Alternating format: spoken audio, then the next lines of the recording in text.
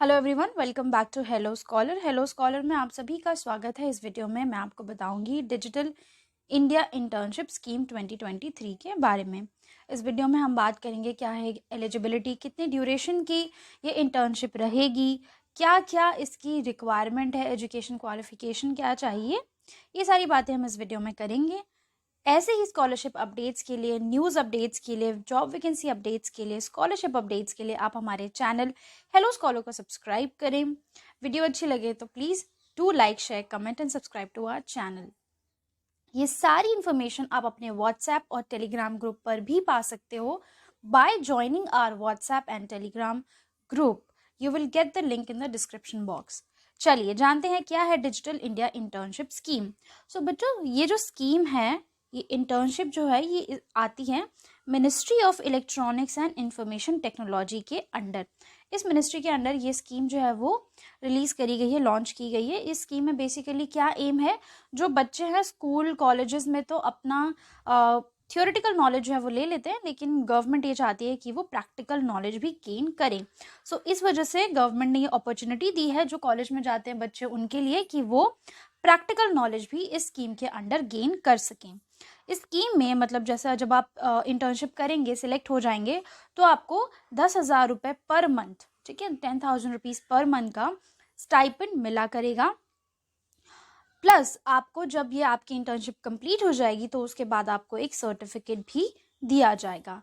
इस स्कीम की एलिजिबिलिटी क्या है, अलग अलग पोस्ट के लिए, मतलब अलग अलग एरियाज़ के लिए अलग अलग क्वालिफिकेशन की रिक्वायरमेंट है।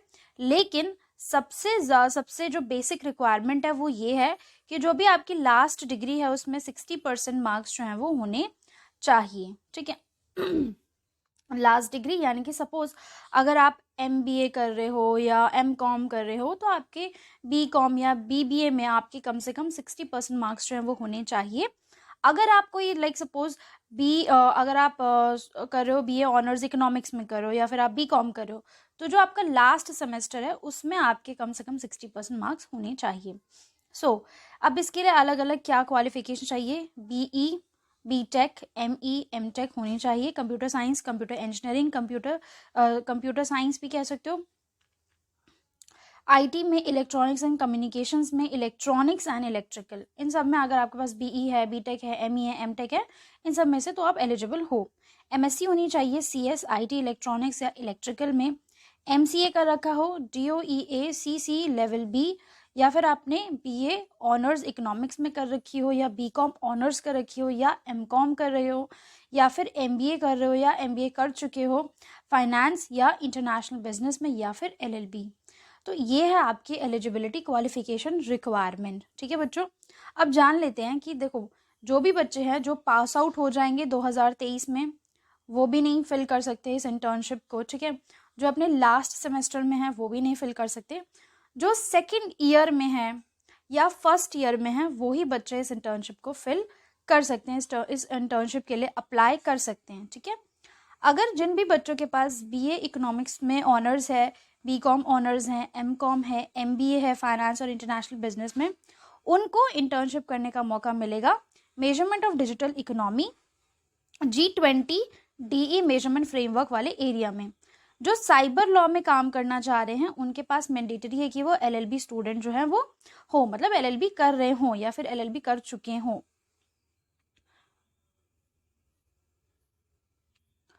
उनके लिए मैंडेटरी है कि वो LLB कर रहे हों। जो भी बच्चे LLB कर रहे होंगे, अपने सेकेंड ईयर में होंगे या फर्स्ट ईयर में होंगे, उनको काम करने का मौका मिलेगा साइबर लॉ में, ठीक है। जो भी बच्चे काम करना चाह रहे हैं नेशनल लैंग्वेज ट्रांसलेशन मिशन में, इस मिशन में जिन भी बच्चों को लिया जाएगा उनके पास BSc in economics, BA economics, BCOM economics और BE, BTech, MCA या फिर MBA होना चाहिए। इन्हीं बच्चों को इस इंटर्नशिप में इस इंटर्नशिप के लिए सिलेक्ट किया जाएगा specifically national language translation mission के लिए, ठीक है बच्चों। आपको ये होगी आपकी eligibility, according to your eligibility you can say your qualification requirement to work in different areas. Selection process बहुत ही सिंपल है। आप फिल करेंगे फॉर्म, उसके बाद शॉर्टलिस्ट किया जाएगा बच्चों को।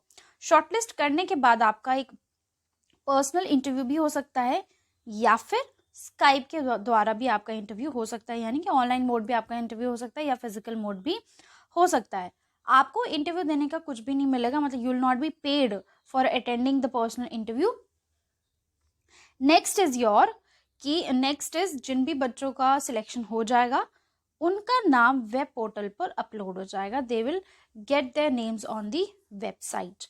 नाउ इज एक डिस्क्लेमर कह सकते हो जो गवर्नमेंट ने दे रखा है कि ये कोई पर्टिकुलर एक अशोर्ड एम्प्लॉयमेंट नहीं है, ना ही ये इंटर्नशिप आपको प्रॉमिस करती है कि इंटर्नशिप करने के बाद आपकी XYZ जगह पर जॉब लग जाएगी। ये होता है कि इंटर्नशिप अगर आपको मौका मिल चुका है गवर्नमेंट के साथ काम करने का तो एक प्लस पॉइंट की तरह एक्ट करता है और सिलेक्शन में आपके चांसेस जो है, जहाँ पे भी आप जॉब के लिए अप्लाई करना चाहते हो वहाँ पर आपके चांसेस जो है वो बढ़ जाते हैं।